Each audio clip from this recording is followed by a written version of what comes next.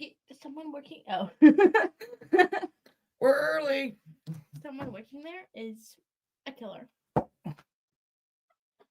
Traders and to thank y'all for becoming members. Clancy, I love you, baby. I was driving the day when you called, and I'm not a phone person. Yes, she is. Well, no. And I don't like Bluetooth, so I don't have my Bluetooth. And there's bandit members. Jennifer. I know y'all aren't here right now. Two. Oh, ho. Well, thank you.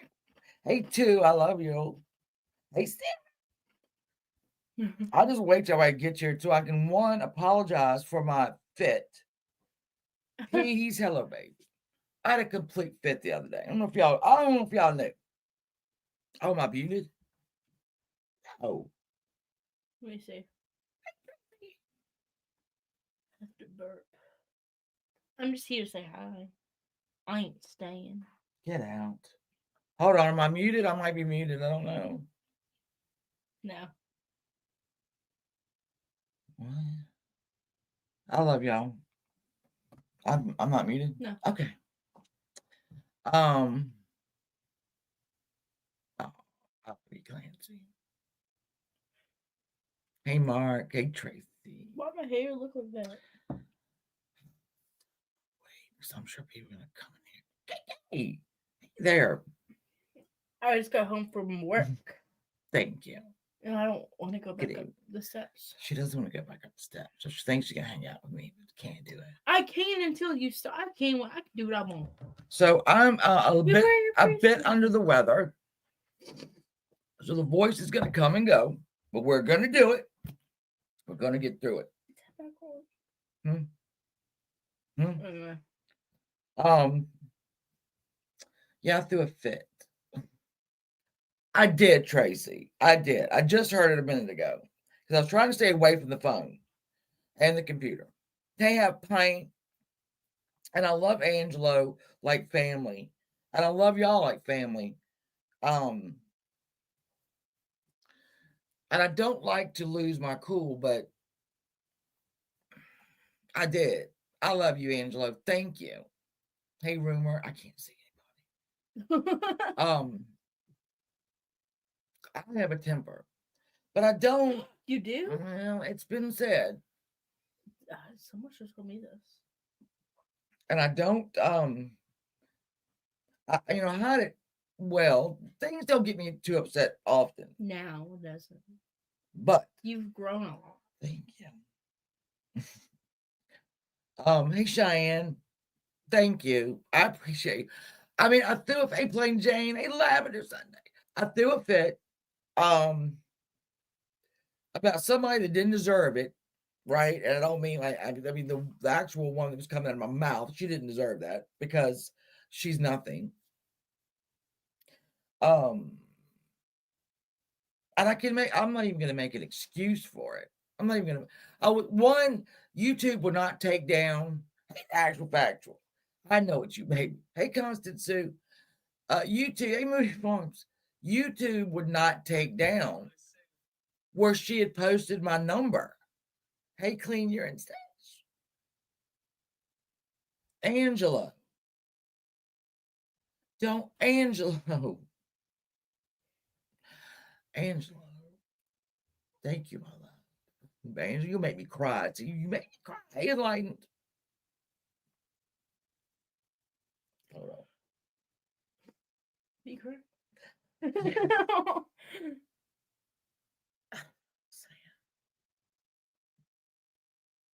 I didn't know what to do. They wouldn't take it down. Then more threats were made. And I don't take kindly to threats. I just don't. And like I said, I'm not going to make any excuses for what I did. Yeah. Sorry. I mean, I'm sorry. I love y'all. I love you. Anyway, so that is my opening line. You know, it ain't good, but thank you, Enlightened. And I was going to move everything over to members only. And then I remembered a lot of people were really waiting on this one, like the Black Dahlia. It's always a hit, doesn't matter.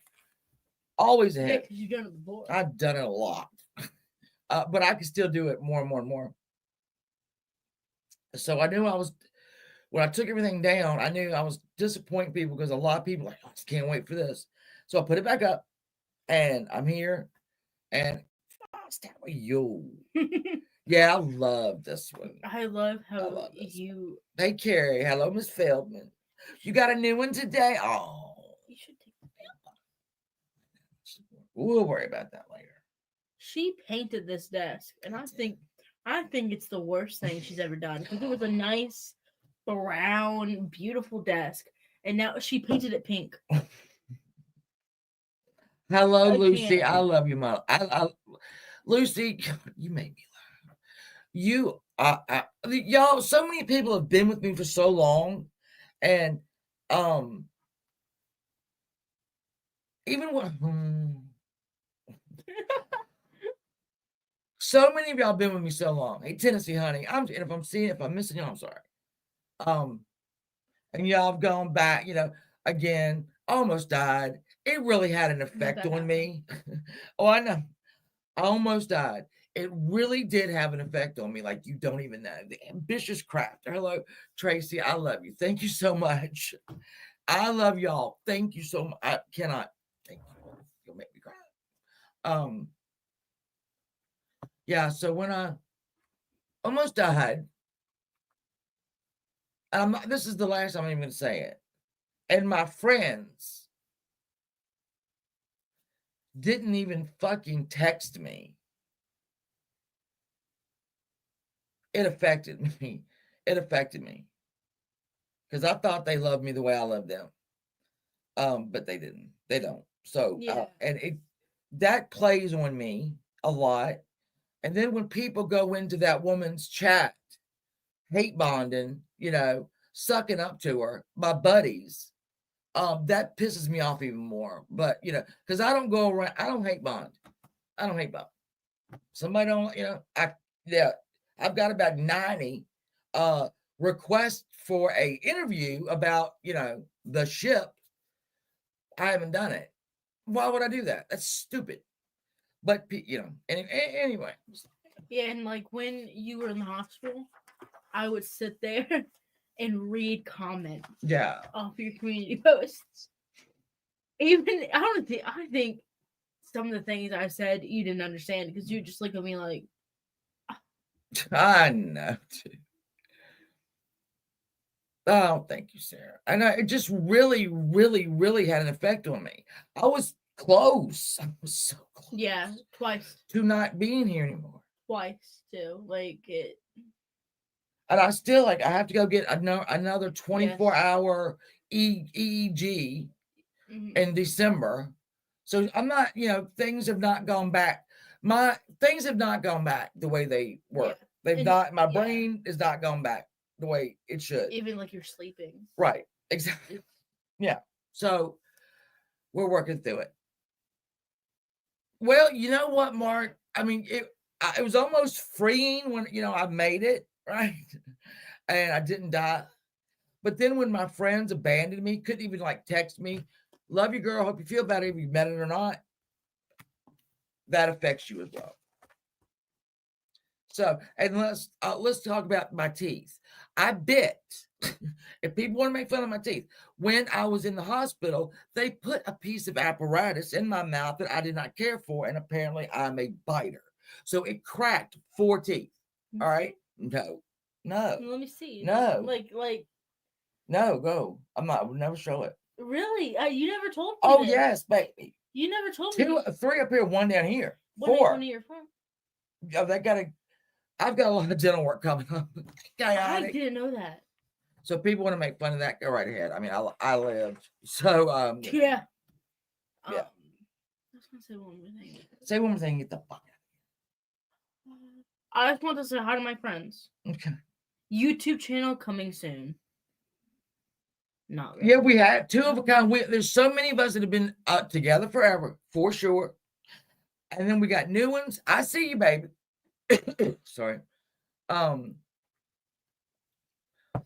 And I get fed up with stuff. Like, honestly, I'll tell you what I got fed. Well, it's not even that fed up. It's kind of funny.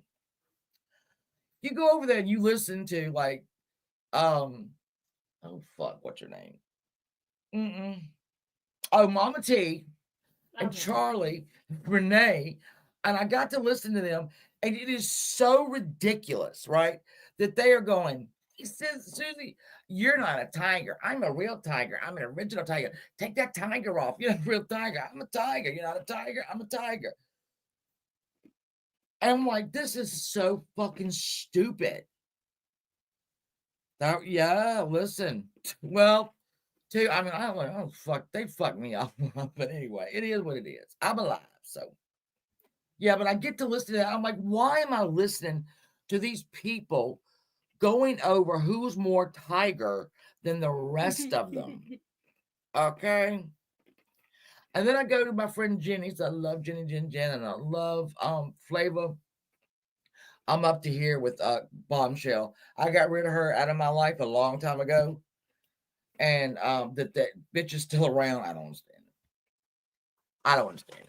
And so things get on my nerves. And then I just blow. So, and I did this. Hold on. Look. Y'all see that? I did not do that on the table. Remember when I was beating on the table the other day? Yeah. Look at this thing. It hurts. Oh my God. We had 60-mile-an-hour winds, okay, yesterday and the day before. And I was coming, laced with Lacey, I was coming in my house, right? And our door, my storm door got just, storm door flew back, hit me. I thought I broke my wrist. I said, I ain't broken my wrist. So is this from the door or from It's from the door. No, it's from the door. Oh. It banged it. So then I was mad about that. You didn't have a good day. I did not have a good day. But I'm going to have a good night. And next weekend, there's going to be a different background. Oh, no, I'm not. She thinks I'm going with her and my other daughter to Williamsburg, and I'm not. She is. Anyway, so we're going to tell her that she deserves to have a little weekend getaway. You know? There's a heated pool. There's a hot tub. There is an arcade, a movie theater, and she doesn't want to go. That's a little rude. I am not going to call through this. I refuse. I think you are. No, I'm not. All right. Okay, get out. I'm saying bye. We're going to talk about the Black Dahlia. Bye, y'all. Elizabeth Short. Oh. Anyway, I'm leaving to go sleep. All right. I love you. I love you. Thank you. Hey, Pammy. I have to walk up these steps. My feet hurt. I just worked an 8-hour shift, which isn't a lot, but it is a lot. It is. It is. Oh, half pints of bottle one. She has to come load my photos. I'll get all my photos ready, and she has to come and load it because I don't know how to do that. I could show you, but if you want. Oh, my love. Listen. And I want you to listen close because we've been at this for years. Claims. I know. Fuck them all. I know. It's never going to stop. You cannot fight crazy on the internet. You know that. I tried though, didn't I? I gave it a hell of a shot. We all did. We've all been there. You know, I've been there. You know, I've been there. Yeah. And now I'm trying a different tactic, and we'll see how that works. But like, you are very much needed, appreciated, and loved. And I know sometimes we don't say it enough, and we tend to take things for granted. I'm not a person that reaches out all the time when somebody's going through a rough patch, and I need to get better at that. You're really good at that, though. I think you're really good at that. It's hard for me because, you know, we've lost a lot of good people that we care about on this platform, and not all of them started out as friends. Yeah. You know, it's hard to be vulnerable on a platform that's designed to hurt you. And let's make no mistake, that's what this platform is now. You know, it overlooks genuine creators and we focus so much on the drama. And don't get me wrong, drama is drama. It sells. I get it. I love it. It's fun to watch. But participating in it anymore, I just can't do it. Yeah. You know, I know. I'll watch it. I'll watch it with popcorn and then go spend time with my family or travel and do things that I enjoy doing, knowing that they're not doing that. Oh, These yeah. people, they're not doing that. You're right. I know. I mean, I really know. Oh, And clean your stash. I like you. You are so. And when people reach out to you, you need to pick up and answer, because we're trying to prevent you from forgetting those of us that do care. I know. And I apologize. I do. And don't think just because somebody didn't. I know it's hard because it's your friends, but because somebody didn't reach out doesn't mean they don't care about you. Some people just don't know how. They don't know how to be vulnerable, because this platform has made us become so armored up. Yeah, it's so hard. I took my eye right off the ball. I really did. This week, I did. Just know that you're loved, you know, and we're gonna be back in Virginia again at some point, and we're gonna come kidnap your ass and take you somewhere so that you can enjoy yourself for a little bit. And like your daughter said, you deserve to have a little weekend to yourself. Go out, go to the spa, go get your nails done, go get your hair done, go get your makeup done. Kick the kids out of the house and spend some nookie time with the husband. You know, do whatever it takes to make yourself happy. Because guess what? The people that target you, Shannon, they don't get that. They don't have that. They do not have that. You and I both know that is a disaster over there. And everything we are is an affront to them. Yeah. You're right. I know. Continue to be beautiful, wonderful, awesome. You know what you are to our family. You know it's hard for me to trust people and have that kind of connection with people after all I've been through.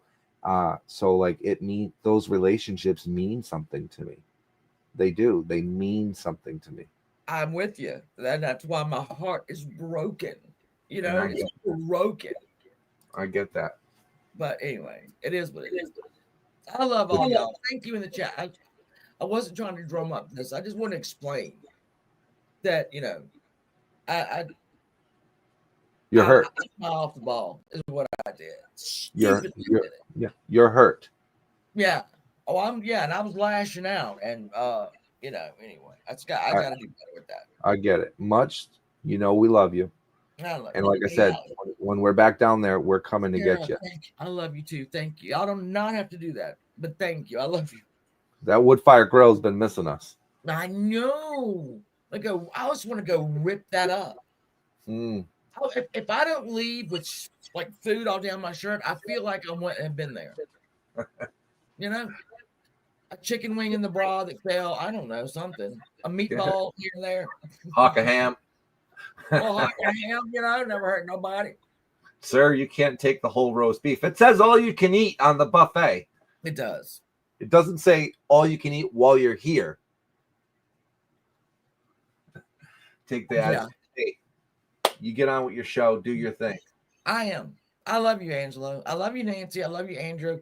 I love all the little ones, and I love the big ones and all that. Hey, we got him potty trained, man. Yeah, I knew you would. We got him potty trained. He was so proud of himself. We took him to see giraffes. He fell in love with the giraffes. Hey, Sarah. Oh, hey. He got himself a big stuffed 3-foot giraffe. Nice. I miss him. Man, it's great having grandkids, but you know what the best part of having grandkids is? Handing them back. Love it. I get my grandsons hyped up on sugar, and then I let them go back. Right? Oh yeah. But we're gonna do it all over again, you know. Yeah. And thanks to everybody that voted for my daughter for the Cake Boss Challenge. She did not make it to the 3rd round, unfortunately. But hey, I'm so proud of her. She did such a great job. She is such a great girl. Fabulous. She is much love to you all. Much love to you all. Be safe. Thank you, Angela. Same to you. So I won't take up much time. I know you got your show to do.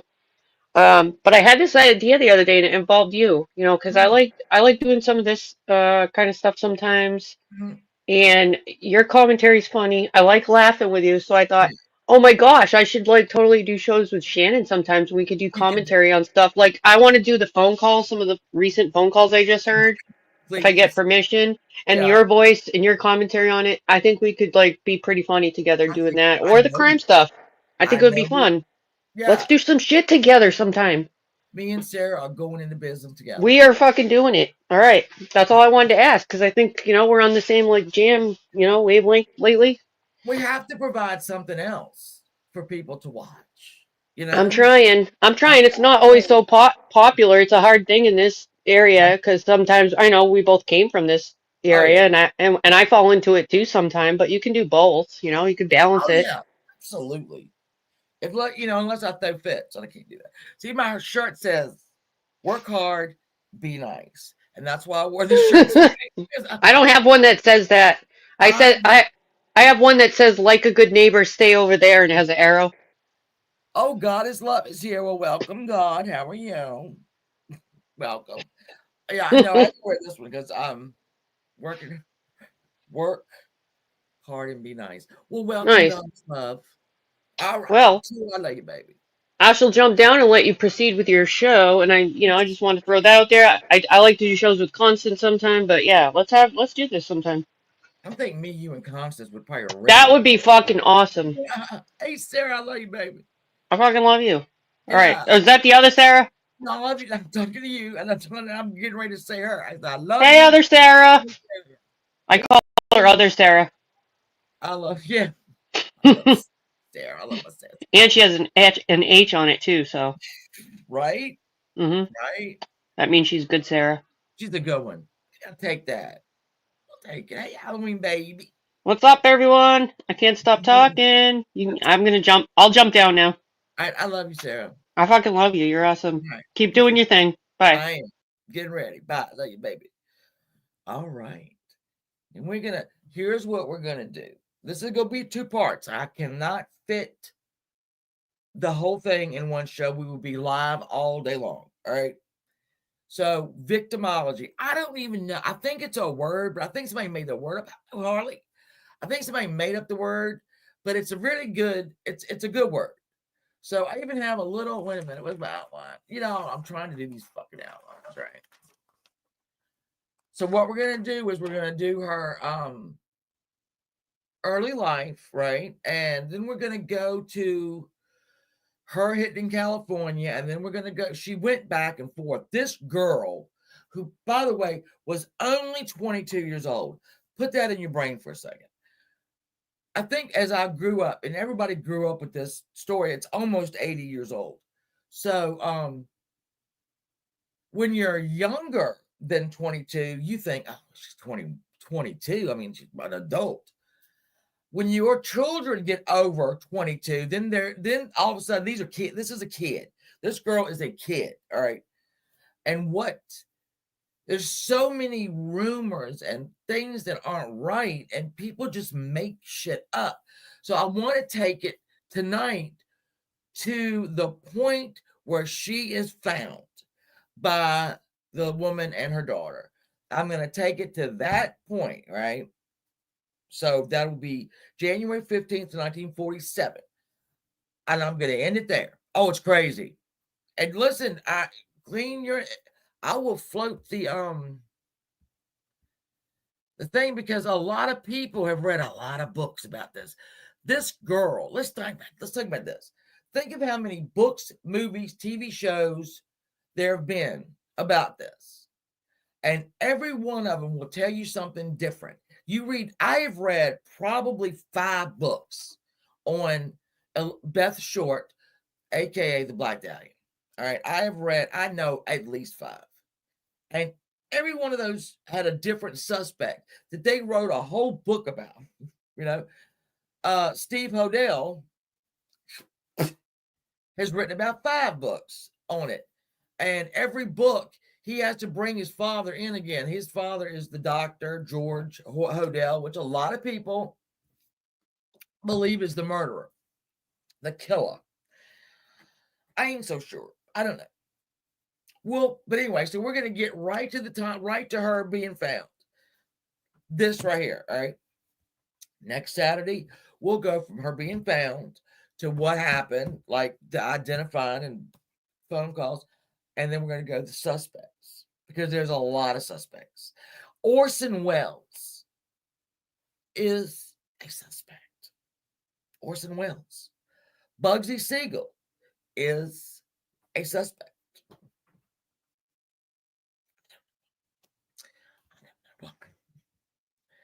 So we're gonna, there's the Black Dahlia. We're gonna go through this. It's gonna, well, you know what? State of disorder, a lot of people do, and maybe so. There's also, can I just tell you, several murders that people think are linked to this. And I'm not, because here's my question. I posed this question the other day. Do you think that Elizabeth Short, the Black Dahlia, was this killer's first victim or last victim? Right? Odds are that this murderer has done this before to get as good as he was. Right? He has been undetected for 80 years. Pretty damn good, successful murderer right there. So I don't know if it was you think it was the last? There's about it's a lot. It's a lot of murders. Even the torso murders. I don't know if y'all ever heard of those. That happened in Chicago. And if I'm trying to remember, Elliot Ness from the Untouchables, right?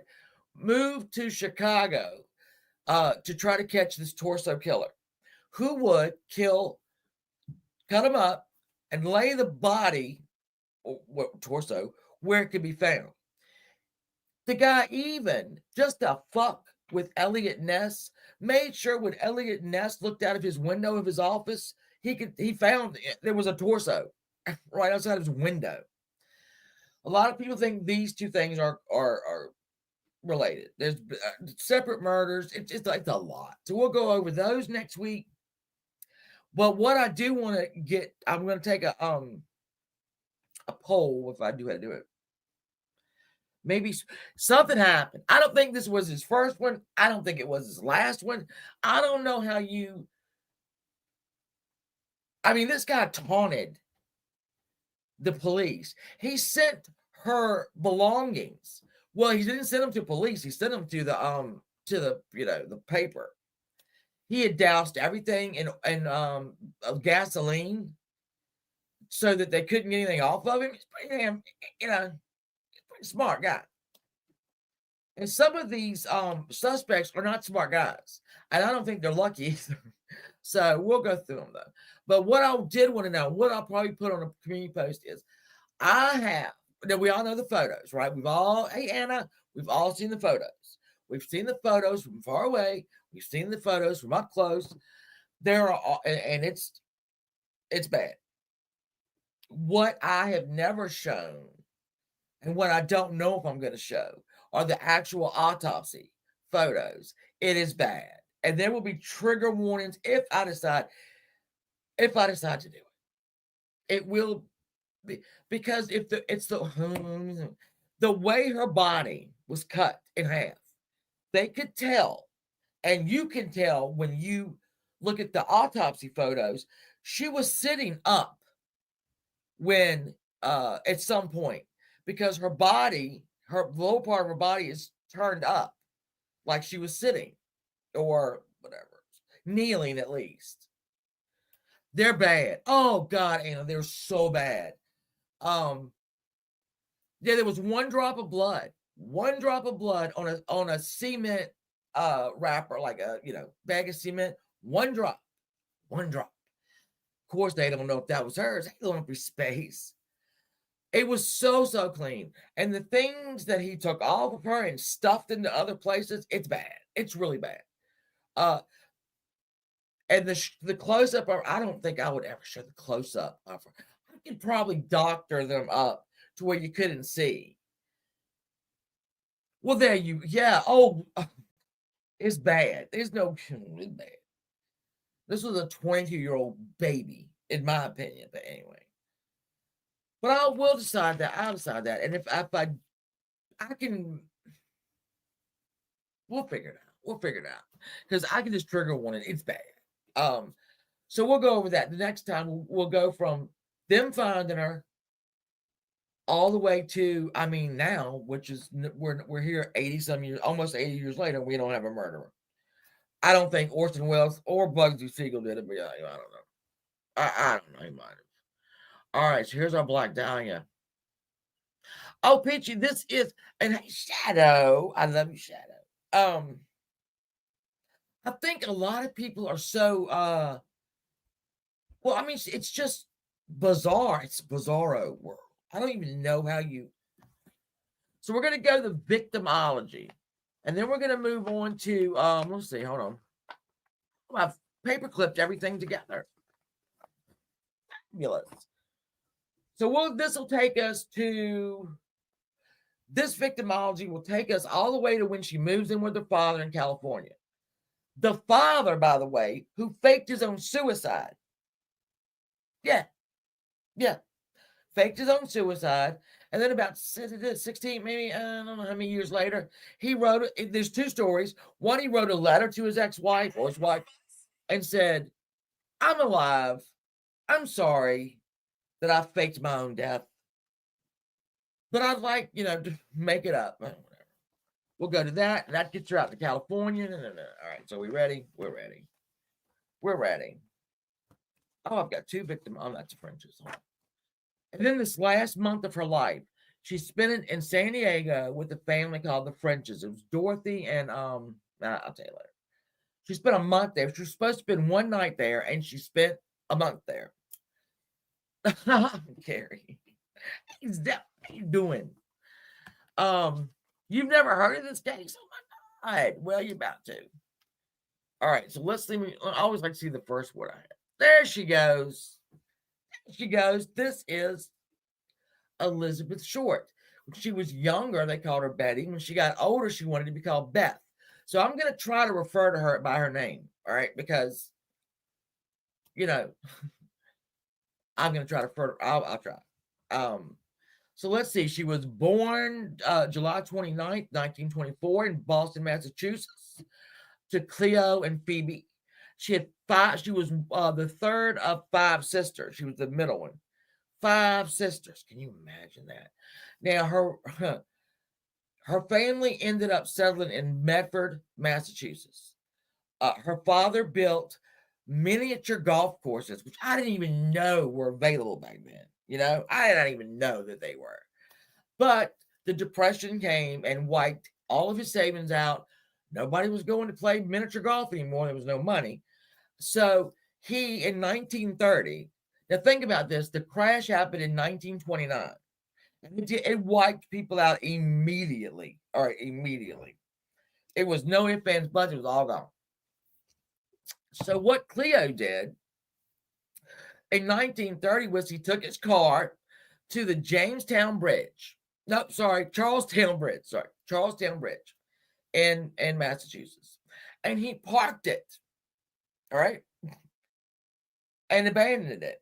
So everyone thought he had jumped in the river.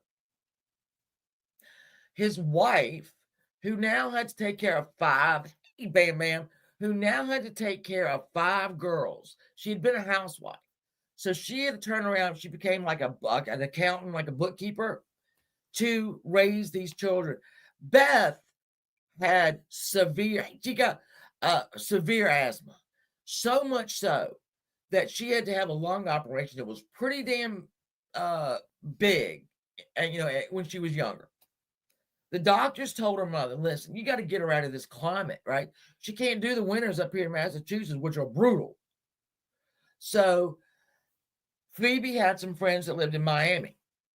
And Beth would go down to Miami in the winter and come back, springtime or whatever. In Miami is where, that's where this whole ball gets rolling. This whole thing gets rolling. So, all right, look, I'm going to very calmly, he will go. It's not like you, baby. She ended up dropping out of school in her sophomore year. But her classmates used to call her, and I know I didn't put this picture up, Medford's Deanna Durbin, which was an actress, very beautiful actress. Thank you for gifting. Thank you. I love you. Did it. Well, listen, this is bad. I mean, she had it bad. And even somewhere I read like she had tuberculosis as well. I don't know about that, but she was sick. So she would go down to Miami. She worked as a waitress down there, and she met a lot of servicemen. It was, we're getting ready to go to war. I don't think we're at war yet, but we were getting ready. And bless her heart. So when Cleo, her father, there's two stories about this as well. There is a story that he wrote a letter to Phoebe, his ex-wife, saying, "Oh, my bad. I'm alive. Hey, Lulu. And I'm out here in California. Sorry you thought I was dead." And then there was another story that Phoebe and Elizabeth passed him on a street in Medford, Massachusetts. I don't know which one it could be. Those two stories are like the only two. I don't think he would have come back to Medford because he was out there living, but I don't know. So, thank you, Charlie. I love you too. Thank you so much. Thank you. I think too. Be careful. So what Beth decided to do was go out to California and live with her father. She wrote him a letter. He said, "Come on." He sent her $200, which in the 40s is a lot of money. I mean, it's a lot of money now. You read the book Hollywood Beth? I did read it. I've got it in here somewhere. I've got it. I've got like 3 copies of it. I don't know why. Thank you. Big hugs to you, Lulu. Well, she went out there, but when she was in this kid, all right, so she went out there to live with her dad. All right. He lived very near he worked at a naval yard, actually. So the deal was, he's like, "Okay, you will take care of the house, cook, do whatever, and you can stay here." Oh, Kathy, I love you. Thank you. I've seen it. Look, girl, clean your stairs. I'm all up in it. You don't even know. I'm all up in the Babylon. Well, she went out there and it didn't work. She went there. I think she went out there. I know it was like in December, mid-December. She went out to California to live with her dad. It didn't last until January. She moved out. She moved right out. But she liked California, so she stayed around. Now, she was 18 years old. All right, so let's say when she lost her dad, she was 6. When he came back, she was 18. I can't imagine what that would do to a person, to a child, that you now know your father just decided to go. Just decided to go and leave your mother with 5 girls, and then pops back in like, oops. But anyway, so they didn't get along. She moved out. So we're here. We're going to go to 1943. July 29th. She eventually went to work at a post exchange. What do they call it? A PX? Is that it? Yeah, right. Cold ass Medford all the way to wonderful, beautiful California. She got a job at the like exchange. Now, when she did this, they had to take her fingerprints because it was a government job. So they had to take her fingerprints. Okay, that's going to be important in a little while. And I've got here like what her manager said. Her manager said, quote, Inez said that I was won over all at once by her almost childlike charm and beauty. She was one of the loveliest girls I have ever seen and the most shy. She never dated soldiers. That's going to change. Hey, Judo, that's going to change real soon. She was a model employee in all respects, no smoking, seldom drank. But after a few months of working there, she did start to go out with several soldiers a week. No judgment. No judgment, Beth. No judgment. Not at all. We love you, baby. All right, let me flip my page over. I do not want to miss this. So September 23, 1943, Beth was arrested for being a minor in a place that served alcohol. She was almost a little drunk. Hold on, let's look at. There she is again. These are all photographs we've seen a million times. Hey, Buttercup baby. She was beautiful. She had that dark hair and those blue eyes. Her eyes were like so light blue. Oh, she's beautiful. Let's go. Oh, I'm gonna be helping them. I was doing the right thing. That's Cleo. Hey, Cleo. Yeah, piece of shit. There's her and her mother. All right. She would go back and forth. She would go to Medford. I mean, when she got in trouble, she had to go back to Medford because 18 at the time, you were an adult. 21, you were an adult. Oh, why did I put that right there? This was the movie right here, The Blue Dahlia. We also, let me tell you this, we have a bunch of stories on how she got the name of the Black Dahlia. Some of her friends at school said that they started calling her the Black Dahlia because she always wore black and her hair was like flowers. I don't really know. And then we have a story about the people that she knew in California called her the Black Dahlia because she wore dark clothes, dark hair, all that. And this movie was out, The Blue Dahlia, and why they called her the Black Dahlia. All right. And then newspaper reporters, they are credited for calling her the Black Dahlia because back then, and even probably now, when there was something like this, it had to have a name. Like I've got, let's see, we have the Torso murders or the Lone Woman murders, and there's, they had to put a name on it, and they chose the Black Dahlia. So, I mean, what you know, do.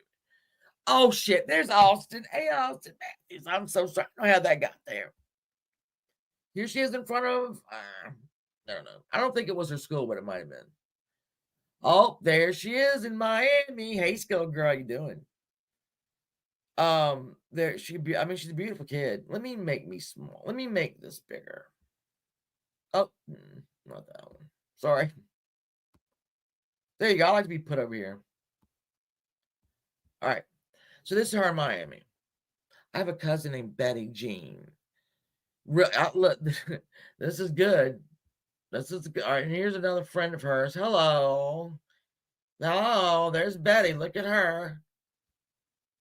Here's another photograph. I don't even know where this came from. When she was in California, she was back and forth. She was in Hollywood. She would go down to Long Beach. We'll talk about that.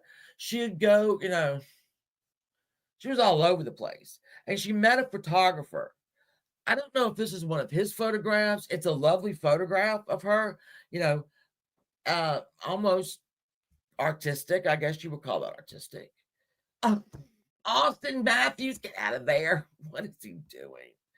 There she is again. That's another one. So I just want to, yeah. Okay. Now, when Betty was in Miami, she met a man named Gordon Fickling. All right. Her and Gordon dated a lot on and off. He helped her a great deal over the next few years. She would go out to California. They would check into stuff and say they were married, right? And there he is. I don't know why they didn't get married. I don't understand it. But that's where she met him. They met for the first time in 1943. He said that they renewed their relationship in June 1946. Now, mind you, time is ticking away. Oh no, he's not mine either. No, he didn't do it. No way. There's no way. So once she got kicked out of, she went back. 1943. She went back to Medford for Thanksgiving. All right. I mean, this is going to be important. And then she went back to Miami in December, and she stayed in Miami for the winter in 1943 and 45. I don't know where she was in 44. So on New Year's Eve, 1944, she met a man named Matt Gordon, not to be confused with Gordon Fickling. This is where shit changed for her. All right. This is where shit changed. She met he was a war hero. He was a major.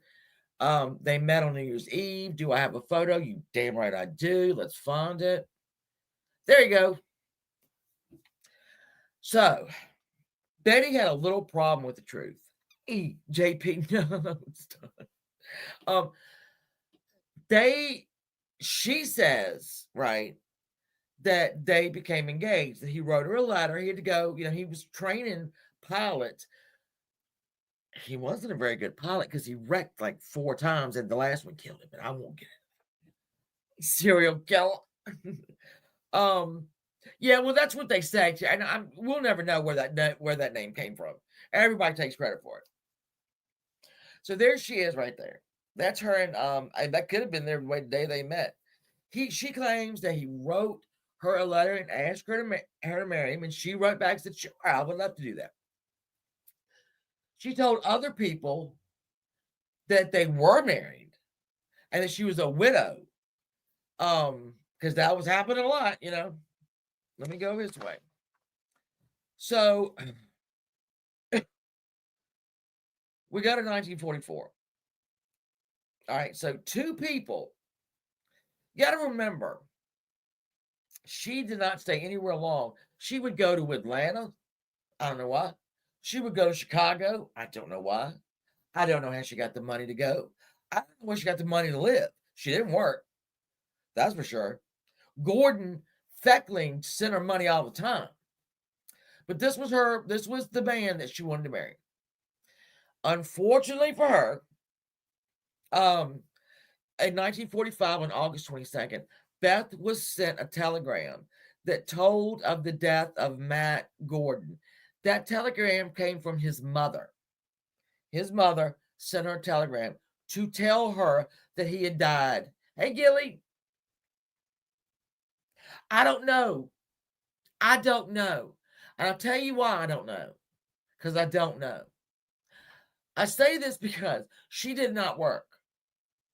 And we're going to see a lot of pictures of her with people that no one knows who the hell they are. All right. And I was looking, right? She definitely, and if y'all have ever seen the movie Streetcar Named Desire, she depended on the kindness of strangers. They would pay her rent, which was not very much. They would buy her food.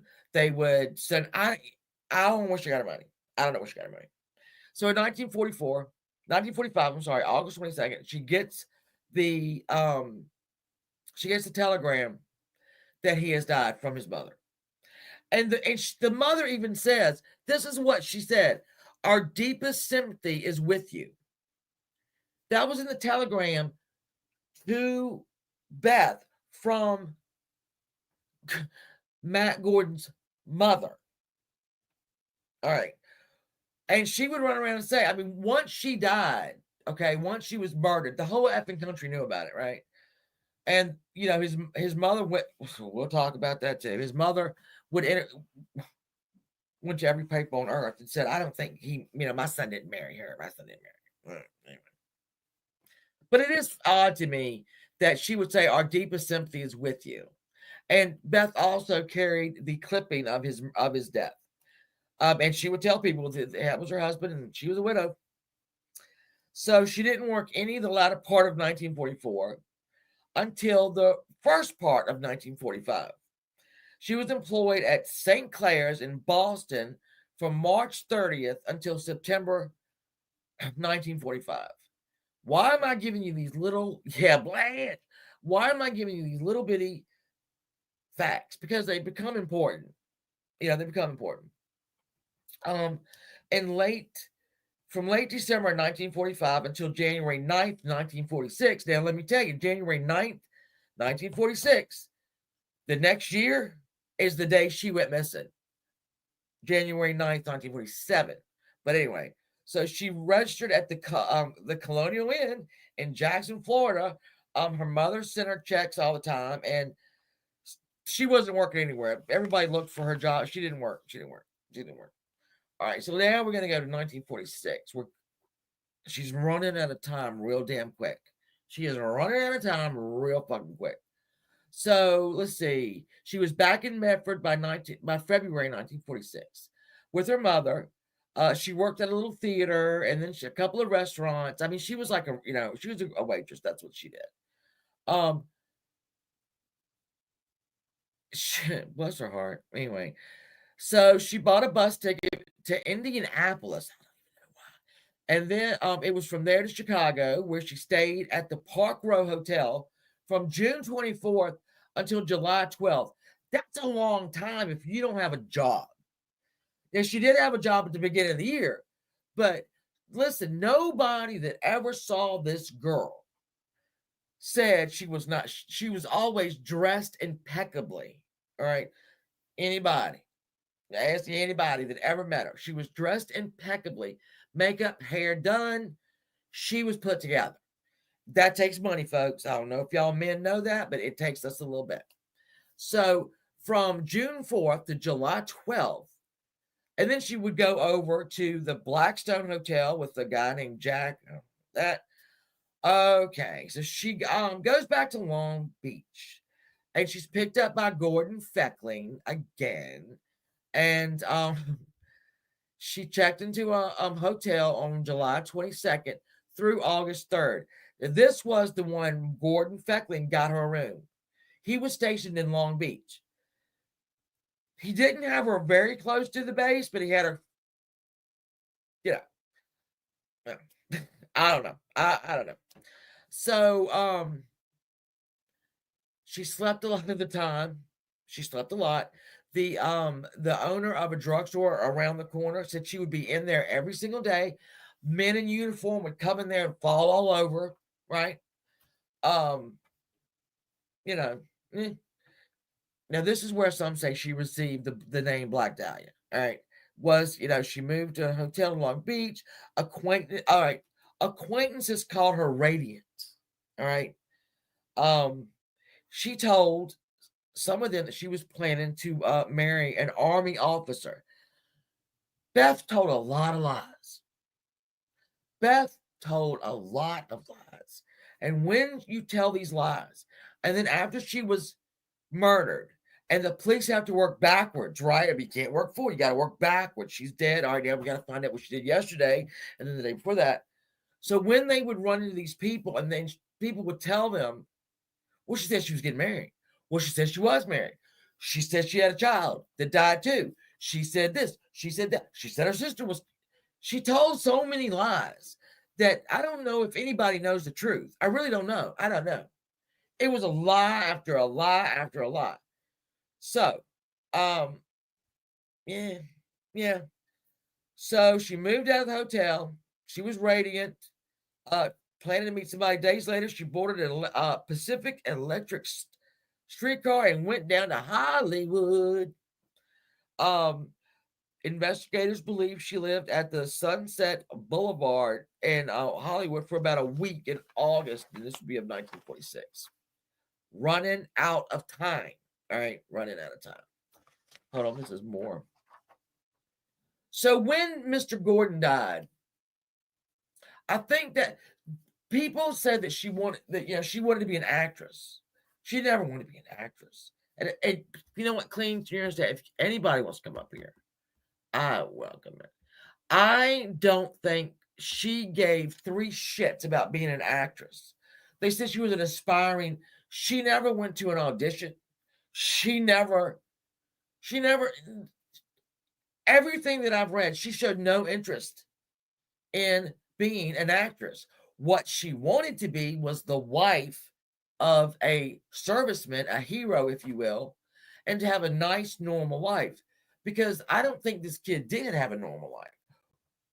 I don't think she did, but I don't know where it went wrong. The father left, all right, but then he came back, and then that didn't work out. And she just loafed around. She didn't really do much. She didn't do anything really, but run around like pretty.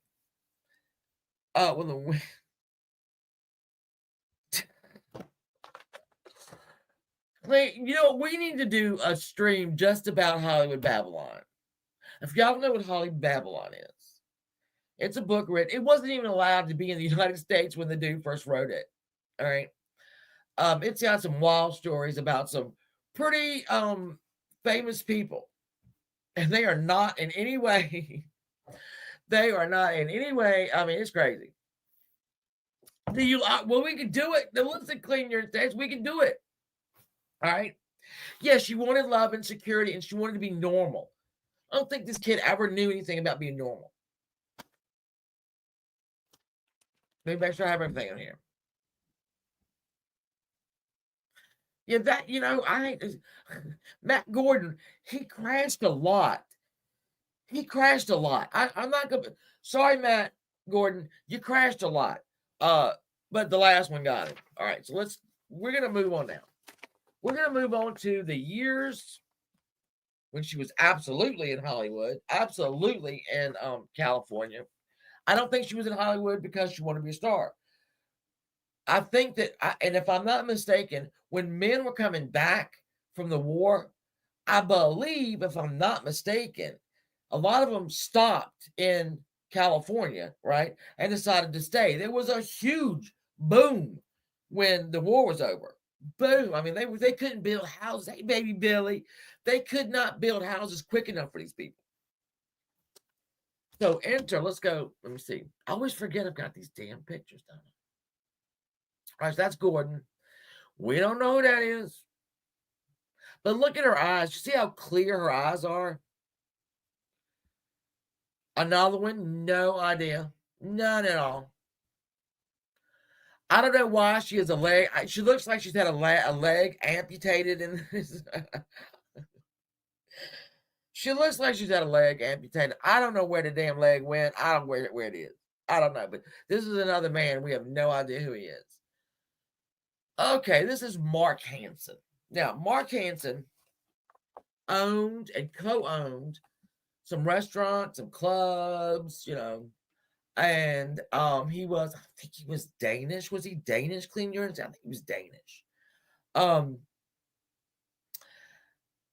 And for a long time, he put up with Beth. And she put up with him. A lot of girls lived at Mr. Hansen's home. He would have aspiring actresses, people down on their luck, all these women come and live with him. He and Elizabeth did not get along. But the woman that also ran his stuff, right, said that he was in love with her. He said, nah, wasn't. He would kick her out. She would get dates to pick her up down the street from this house. That it was his house. Because he got so jealous, right? Oh, yeah, that had to be. But she ran into people all the time. Bill Robertson and Marvin Mongolis. She met them at a hotel. They took care of her. They would take her out for dinner. They would, she only had to pay like $1.50, I think, a day for her hotel room, and it was 4 girls sharing that room. So, but Beth couldn't pay it. There was a video of her in a parade. Yeah, she would skip out in the middle of, she couldn't pay $1. She couldn't pay 50 cents. So she had these men that were friends that were, that would help her out. Now, this Ann, a woman named Ann, who, I guess helped Mark. I guess she helped him out. She actually put Beth up in a hotel. And we'll see. There it is right there. There it is right there. She paid for her like a week or so to stay there, longer than that, to get her away. This woman was really nice to her. Good to her. Hold on. This is one of them that she would stay in. And then she got kicked out of there, so we go to another one that Ann paid for. Oh, there it is. That's the chancellor, if I'm not mistaken. And okay, my love. You liked him as a suspect, and Catherine, I love you, baby. And there's another one. Oh, there she is again. So this woman actually moved her around to different like hotels or apartments or whatever. Beth would always not pay or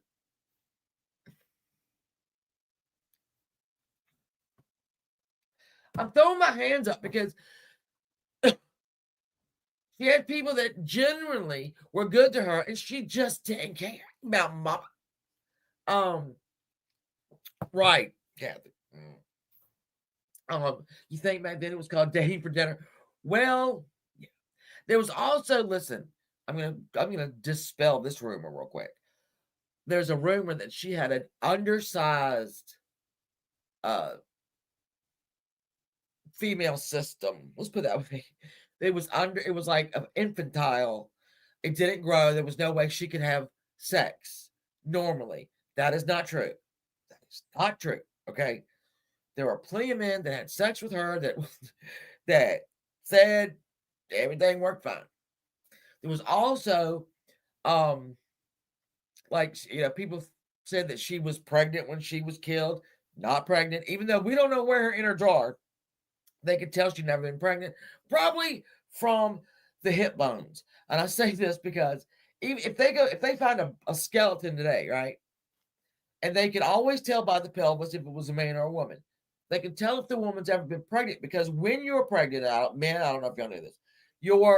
Let's see. All right, so well, let's do it this way. Your hips will go out and it'll actually wear a mark, like a worn panel on your hip bones. They can tell if a woman's had one baby, two babies, more than that, because every time that the hips go out, it does little notches in it. She's never had a baby. Never had a baby, wasn't pregnant. Again, she didn't have any blood, so I don't know how they did that, but I won't even go into that. I won't even go into that. All right, so oh my God. And it's Thos and Thos, Toth. I'll tell you another thing. Beth Short never, ever, ever lost sight of her luggage.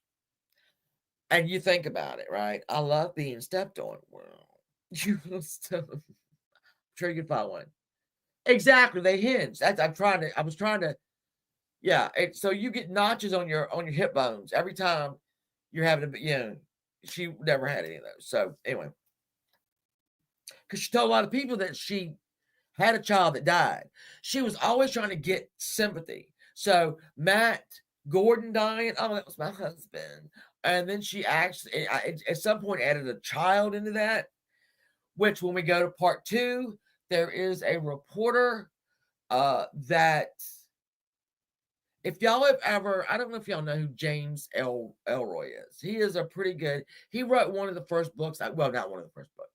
He wrote a book about the Black Dahlia. Excellent author. Be his friends who were, it's called Feast of Death. All right. Feast of Death. I could probably put a link in, but I have to go find it. James Elroy's Feast of Death. And it is him having dinner with policemen and reporters from there. Nick Nolte comes in at one point. And there is a reporter who has got a very strong opinion about who did this. And it was a doctor. We'll get into that next week. But I will let y'all listen to that part because it's good. I love that, right? So Feast of Death. Feast of Death. Look it up. And so let me just tell you this. James Elroy's mother was murdered when he was a boy, right? And it's such a, y'all just need to watch it. Feast of Death. All right. But now Steve Hodel, the one George Hodel's son, who was a detective now, and he says his father did it. Now Hodel has pulled out of his ass that his father actually killed 50 women, and that James Elroy's mother was one of them.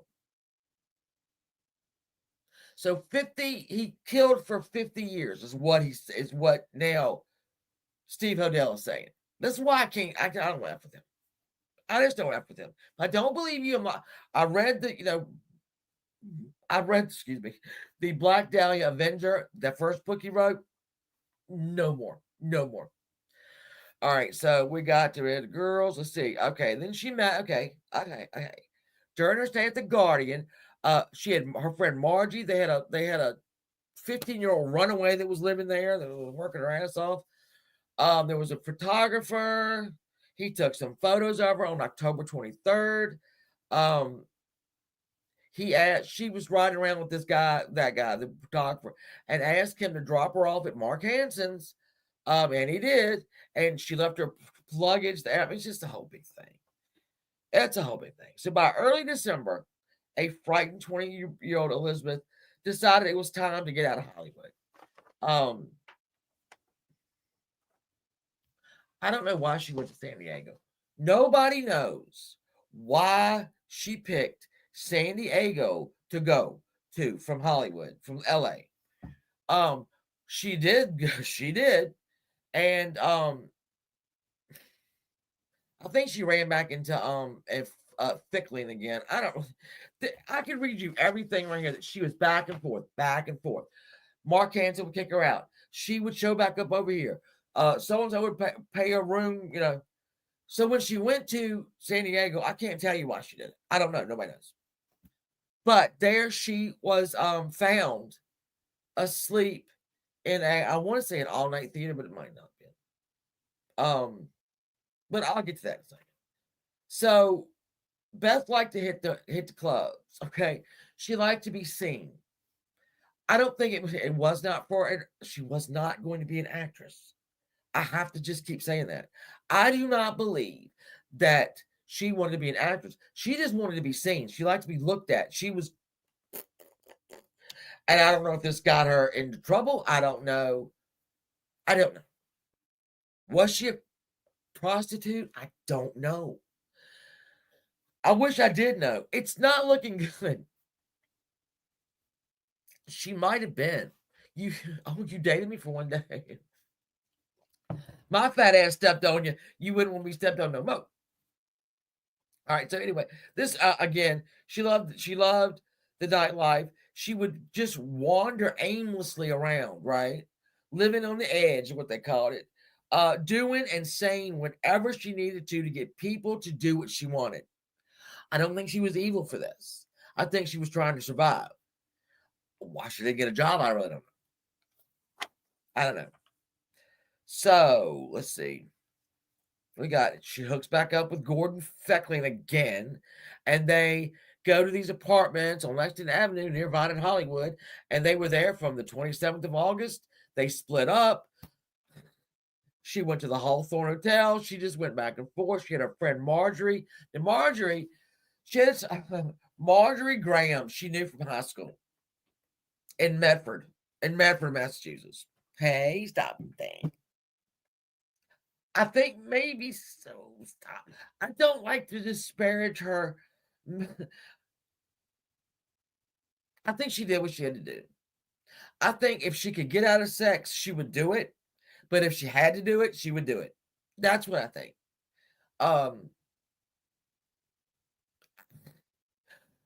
When you have all these soldiers, right? And then I put something up on my community post that somebody said about her. That she was just an aimless wanderer. She was she just wandered around. And the things that she wanted, she wasn't asking too much out of life, a happy life. But I don't know if she could have a happy life. Anyway, so her and Marjorie would get into fights and they would move out. And Marjorie ended up going back to Medford. She said, fuck this shit, I ain't doing it. Then you have other people. We're still with Mark Hansen there. We're going back and forth with Mark Hansen.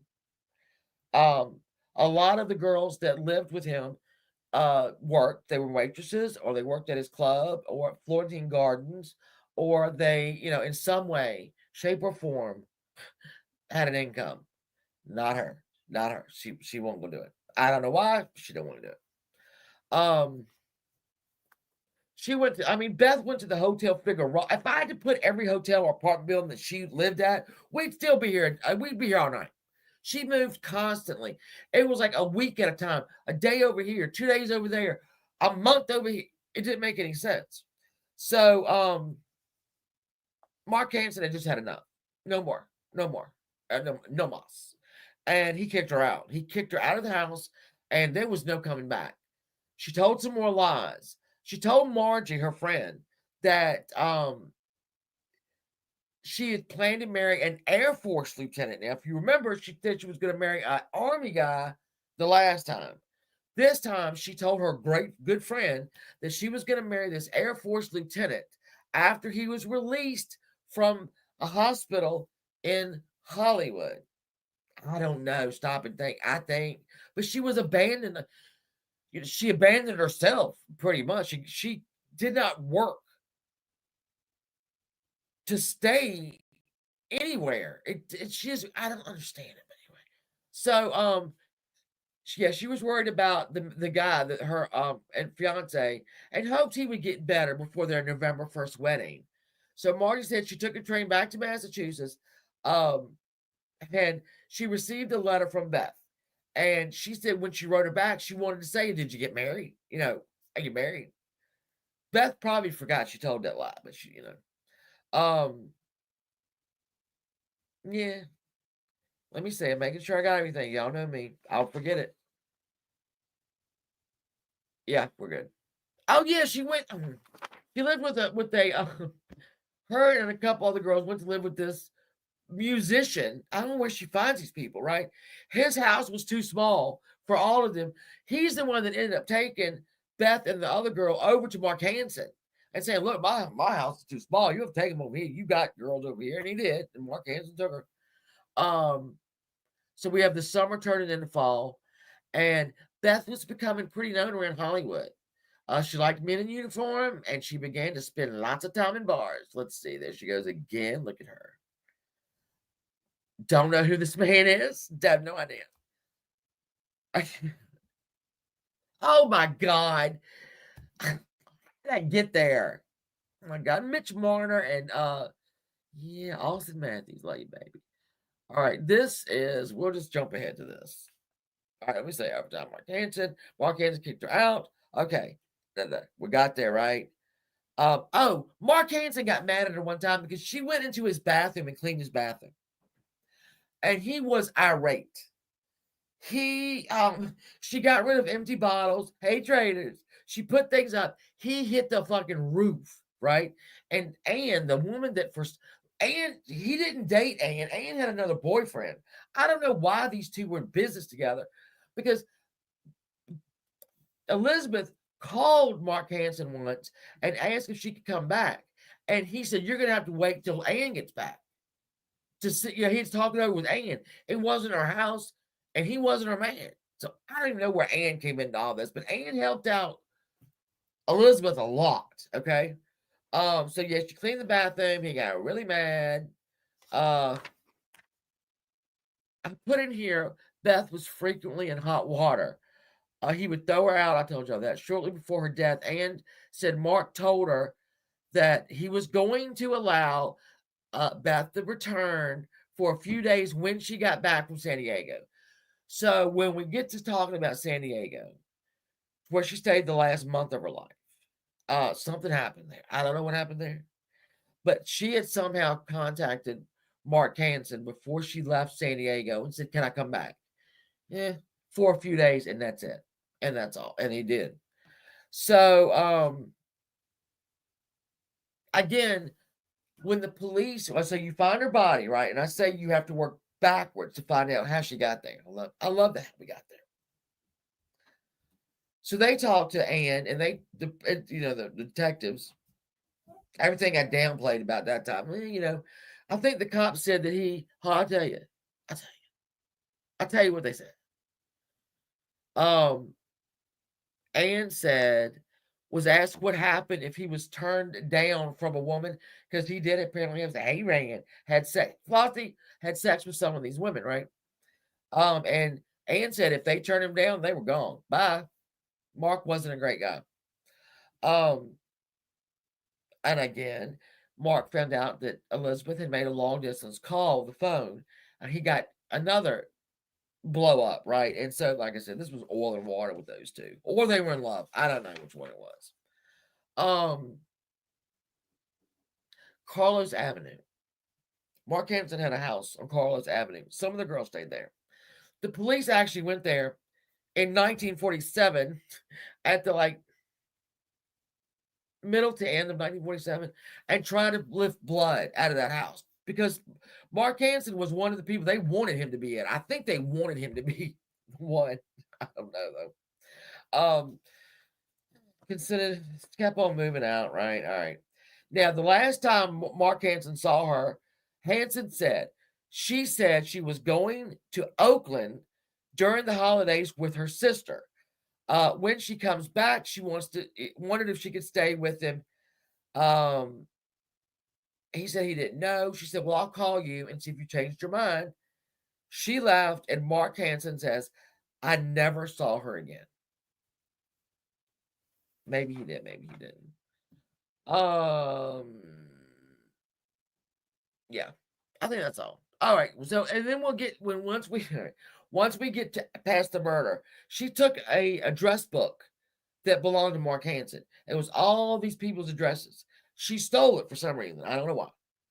She stole it. It was found in her belongings. Some of the pages have been ripped out. I don't know what that was about. I don't know why you would do that. All right. We're on our way to San Diego, ladies and gentlemen. This is when time is running out. Cling, you really think, you think it's him. Hey, Okie crap, how you doing, baby? Brianna, how are you? I'm sorry if I'm not seeing people come in. I'm sorry. So she comes down. Hey, baby, thank you for being a member for 11 months. Blackmail could have been. Could have been to this girl. I don't know. Okay, so, here's what I wanted to read you. This is what a reporter named Jimmy Richardson wrote about Elizabeth Smart. She was a pitiful wanderer, ricocheting from one cheap job to another and from one cheap man to another in a sad search for a good husband and a home and happiness. Not bad, not good. Just lost and trying to find a way out. Every big city has hundreds just like her. And he's right. But that's a very poetic way of putting it. She just wanted to be normal. She wanted to be happy. That's all she wanted. A good husband, a home, and happiness. So, all right, we're going to go to San Diego. Beth falls asleep in a theater on the night of December 8th, 1946. Dorothy French. Let me make sure. Yeah. There's no pictures really of the Frenches in San Diego. So they're nowhere out there. Dorothy worked at this theater, Dorothy French, and she woke Beth up and asked her if she wanted to come home for one night. Because she felt sorry for her. And Beth said, please, yes. And so she took Dorothy back home. She had a brother and a mother there, right? And that one night turned into a month. And it wasn't good because it was a smaller house. And Elizabeth, I guess, lived in the living room. That's where she slept. That's where all of her clothes were. She would sleep late. So the Frenches had to tiptoe around as not to wake their guest, who was in the middle of the living room. She would hang up her, nylons and shit like that. The little brother was probably in hog heaven, but she'd have men coming to the door to pick her up. She had dates constantly. This is what I thought. Maybe she went. Maybe she was, putting out. I don't know, but we'll get to it. Anyway, so she overstayed her welcome. Dorothy's mother and brother, Elvira and Carrie, tiptoed around the house while Beth slept late, and she didn't like she wasn't in a hurry to leave. So Dorothy said in an interview, quote, she was only going to stay one night, but she stayed a month. We had to ask her to move because our house was just so crowded. Betty would sleep late, spread her belongings out, put her clothes all over everything, do her makeup, not go anywhere, but do her makeup. She would send She was sent telegrams. She would send telegrams to who we don't really know. We know that Gordon Fickerling was one of them because he sent her $200. But anyway, we'll get that. And she would basically parade around scantily clad in the French home. So on January, now this is important, on January 7th in San Diego with the Frenches, 2 men and 1 woman came to the French's door looking for Beth Short. She wasn't there. She was out with Red Manley. We'll talk about him in a minute. But this scared the shit out of her. This scared the shit out of her so much that this was on the 7th of January. She was back in LA by the 9th, okay? I'm sorry. This was the 7th of January, yeah. She was back in LA by the 9th of January. She got the hell out of San Diego real damn quick. All right. This is a rambling story. I know I'm trying to ramble, but none of this makes any sense. None of this makes any sense. You should read it over. All right, so there we go. All right, let me go over here. All right, so this is December/early January 1947. On January 8th, Beth called Mark Hansen in Hollywood. She wanted to know if she could come back to his house on Carlos Avenue. Hansen replied, quote, recalled, she said that she was in trouble and she wanted to know if she could come up, if she could stay. I told her Anne wasn't home, so could not stay there. So because this Anne woman wasn't there, she couldn't come back. I don't understand. Could not stay there until Anne came back. And that was, oh yeah, Anne was up there visiting her parents. Why we didn't know that, I don't know. So Anne said she contacted Mark and told him that she would be back in Hollywood by January 10th. All right, January 10th. And until then, he didn't know when she would return. Anne said later on, well, if I told her I was coming back on the 10th, as he says, then she would have called me and not him. And she never called. So soon after, Beth made arrangements to return to Los Angeles with her new acquaintance, Red Manley. Now, Red Manley. There you go right there. There he is. So he met her. Nicolina made a video. Oh, I'm glad she did. I'm glad she did. She has to make them about somebody. She met Red Manley in San Diego. He was a salesman. He sold plumbing supplies. His territory was the Bay Area all the way down to San Diego. That was his territory. He's about 25 years old, married with a son. Now, he sees Beth on the streets of San Diego and says, I'm going to see if I can pick her up. Okay. And he tried. And it worked. They started to date. Some people said they went out on a couple dates. The Frenches say that she was out with him all the time. Then they didn't know who she was with half the time because the person would just beep the horn and then she would go out. I mean, it's crazy. So, Red Manley is going to be very important to this case. So, she called Red or got in touch with Red. Can you take me back to Hollywood? And he was like, yeah, I mean, okay. She had become a lot more trouble than she was worth. So he picks her up, right? She looks back at the Frenches, and she had this really beautiful hat that the mother always complimented, right? The Elvira. She gives Elvira the hat. Here, take it. Thank you for everything. We got to go. So her and Red are rolling back towards Hollywood from San Diego. They stop at a hotel. They go out for dancing. They go, have a little dinner. And when they got back to the motel room, this is the story Mark Hansen's telling. Beth got all of the stuff like a blanket off the bed and slept in the floor because she was on her period and just didn't want to be bothered. Is that true? I don't know. Hey, Fox Mulder. I don't know if that's true. Anyway. So they get back into Hollywood January 9th. All right. About 6:30, I think he said. About 6:30. And quite frankly, he was happy to get rid of her. In fact, he said, I was happy to get rid of her. She had become a thing. So she told Red, listen, I'm going to meet my sister at the Biltmore. Y'all want to see the Biltmore? Wait a minute. Oh, that's not the Biltmore. Here's the Biltmore. She said, my sister is going to meet me at the Biltmore. Can you just take me to the Biltmore? He said, fine. Then she turned around and said, wait a minute. Can you take me to the Greyhound bus station so I can put my luggage in a locker? And he thought, well, wait a minute. If you're going to meet your sister at the Biltmore, why are you putting your stuff at the Greyhound bus? You know, he didn't say that loud. He didn't really care. He just wanted to get the hell out.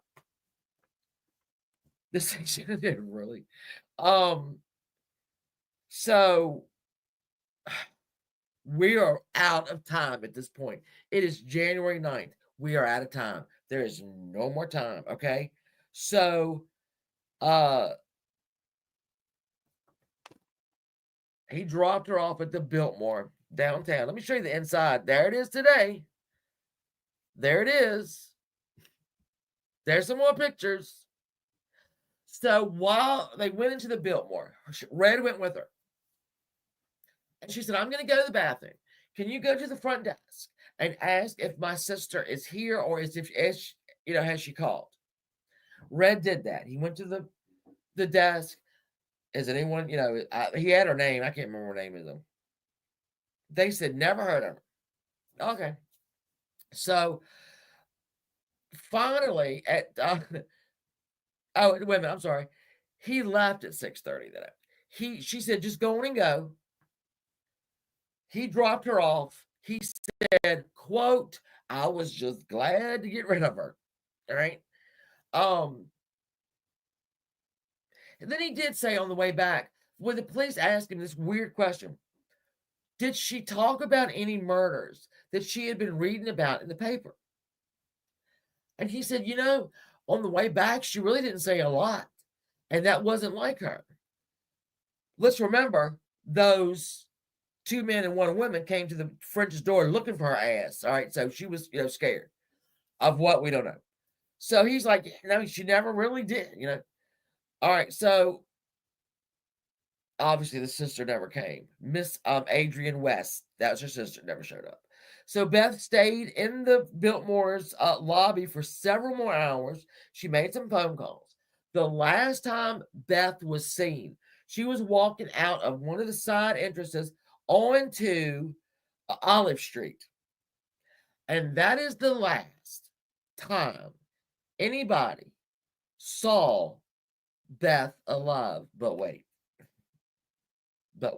that might not be true, because a woman cop named Meryl McBride was a patrol woman, and there was a club down there, and here it is today. Now, this is an Italian restaurant today, and when I looked at it, I was like, Colon Kitchen? I don't know. So people said they saw her in this bar. The Meryl McBride said that Beth came running out of that bar, a little disheveled and crying, and said that there was a man in there she was with that was insanely jealous. And I couldn't tell you really how that ended. Meryl said she went back into the bar. All right, Beth did. And that when Meryl saw her later, she looked fine. All right. That's a possibility that happened. Some people thought maybe it was on January 14th that happened and not the 9th. But that couldn't have happened. It had to be the 9th, because Beth was not seen anymore after the 9th. Nobody saw her, okay? Let me make sure I don't know how to turn it. And let's do this. Okay. January 15th, 1947. This is where we're going to end it right here. Hey, Susan. Yay. Here's where we're going to end it. Because This is when Beth shows back up. Unfortunately, in 2 pieces. But this is where she shows back up. And from there on, right? Yeah, Colon, I don't Colon Kitchen, I don't want money. Oh, I don't have an I don't hold on. I didn't know he was running rampant.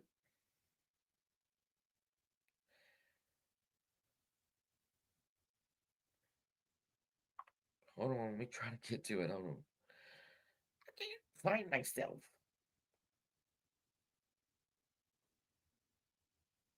Okay.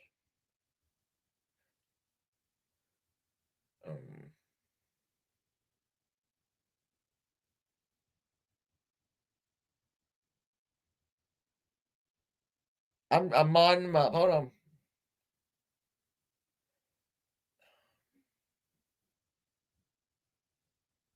Shit. Sorry.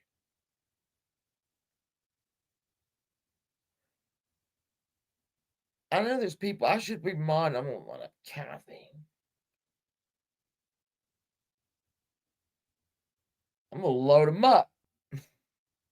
Hold on. Where's PG? You know what I'm gonna do after I get off here is I'm gonna mod up a lot of people because I trust every one of you. Oh, never mind. All right. Okay, that's as good as we can do right now. Sorry. All right, so this is where it ends. This is where this story ends. And it gets crazier after this. It gets so sick and crazy. I have some quotes from her father, who didn't want no part of this, didn't give a shit if that, you know, that she was that he didn't want no part of it. I don't care. And this is where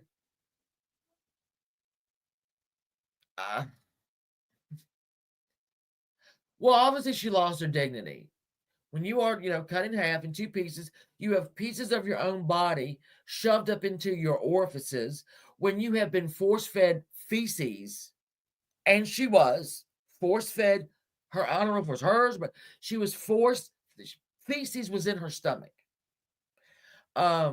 She had been tied up by her ankles and by her wrists, dissected there, you know, not like it's the only drop of blood was on a cement bag, an old cement bag that was on the side of the road. It was on the side, I'm sorry, not on the road, but right, you know, I'm pointing and y'all can't see where I'm pointing. Between the car and the where she ended up over there. That's the only drop of blood that was there. She had no blood. Let me just say it again. No blood in her body. Nothing. And it some of the suspects, we have 2 doctors that are, we have Hodel and another one that I will that wonderful reporter will explain why he thinks he. We have a former bellboy / funeral home attendant. You know, he might know, I guess, how to cut up a person. Even the police said it could have even have been a butcher. We'll find out. So this is where we're gonna end. And again, she lost every bit of her dignity. I don't know how much she had to begin with. I think a person, you can seem very arrogant. Some people can seem very arrogant, but they're in their when they have their internal dialogue, it's all bad. Do you know what I'm saying? I mean, she knows she's not a good person, or she thinks she's not a good person, or she thinks she's just, you know, for sex, and I don't know, but like I said, I have it highlighted here. The last thing that Brad said was, "I was just glad to get rid of her." I'm making sure I got everything.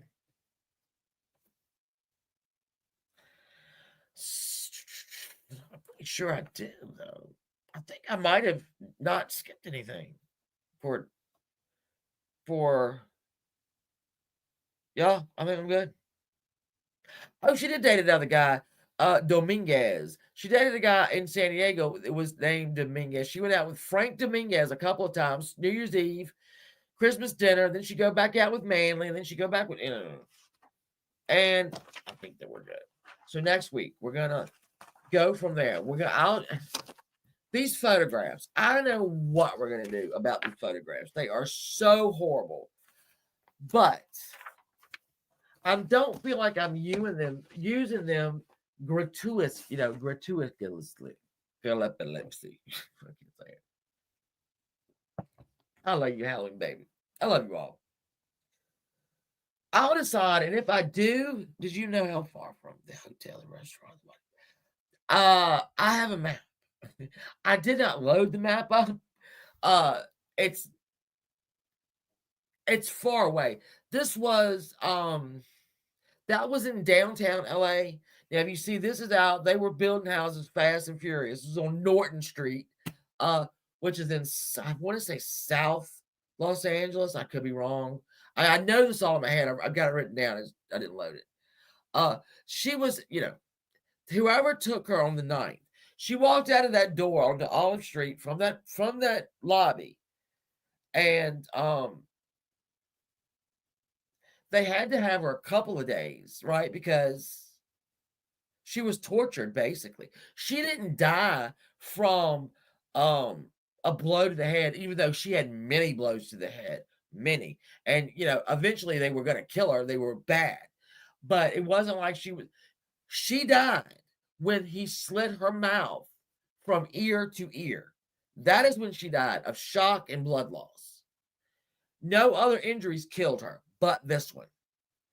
And it's that, what do they call? I forgot what they call it. It's some kind of grin.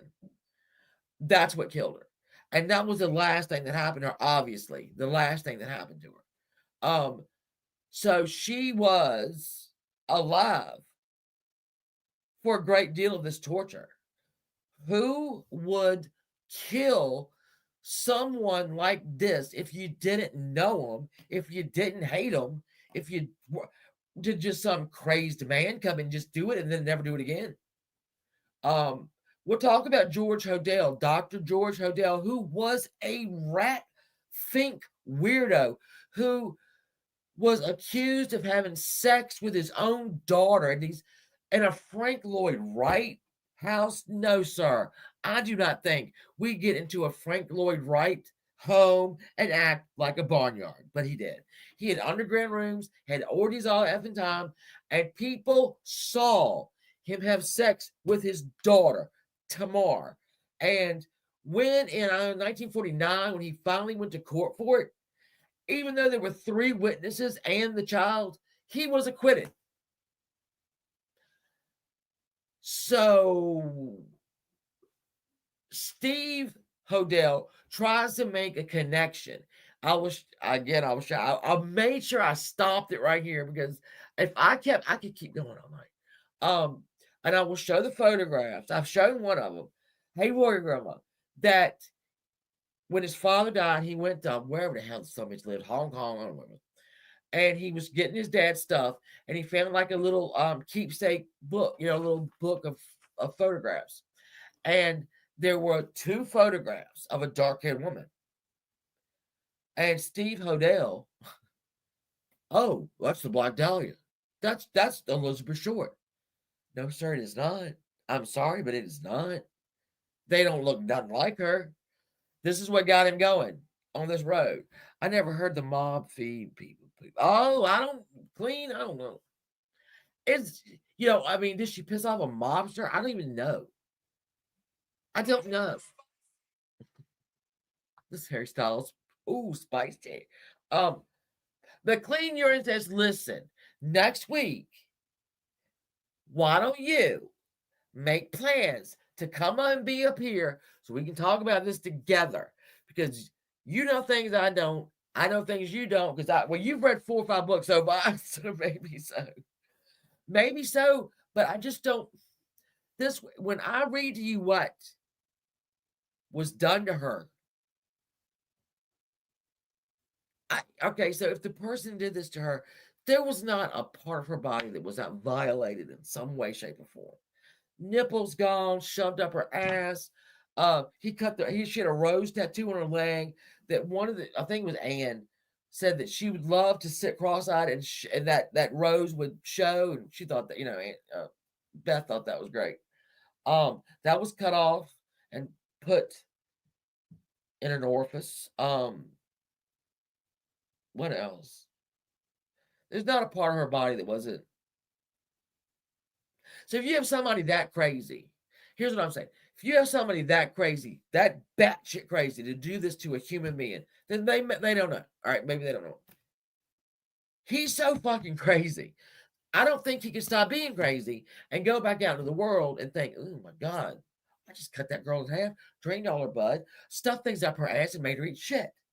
And then I gave her the big Glasgow smile. I don't think so. But they're good. Yeah, oh my God, Floss, Hollywood Night. Oh, we could talk about, me and you could talk about the book, Hollywood Babylon. Dude, you're coming up. So that's where we're gonna leave it. I've given you, like they said, Orson Welles. Orson Welles was a suspect. Bugsy Siegel was a suspect. Bugsy Siegel, though, was too busy in Las Vegas building the whatever the hell it was. I know all this. I don't know why I glitch out. He was like doing that. I don't think he was even in. He didn't come to LA much. I mean, his ugly girlfriend, Virginia Mayo, she was ugly as sin. No, was it Virginia? Anyway, Virginia's actually ugly as shit. Yeah, that's another one. I was gonna cover Bugsy Siegel's murder. That's pretty interesting. But anyway, so next week, Clean Urine Stash will be on the panel. We will be watching. We'll be discussing the suspects, all the evidence that came out, all the suspects, all the crazy people that absolutely confessed to it, all of the things that the Black Dahlia Avengers sent to the police. Well, sent to the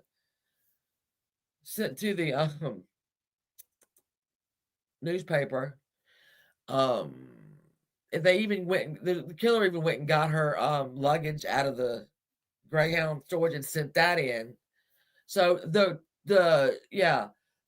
killer was mocking the police 100%. Oh, he would just mock them. And so, but again, 80 years and we don't have a suspect. We got suspects. We don't have a.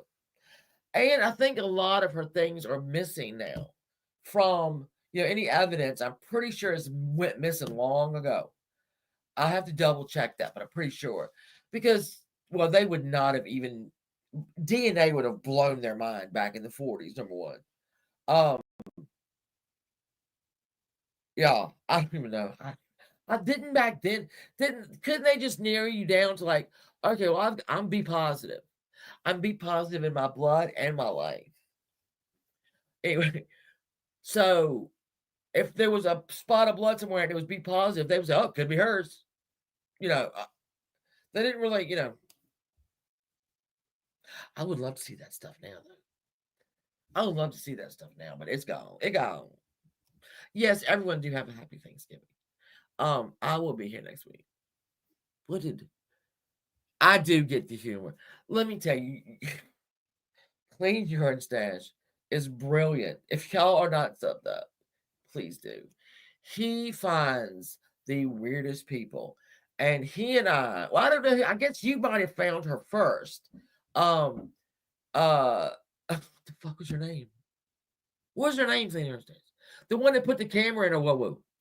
What was her name? What was her name? I love weird people too. I am a weird person. But this Heather.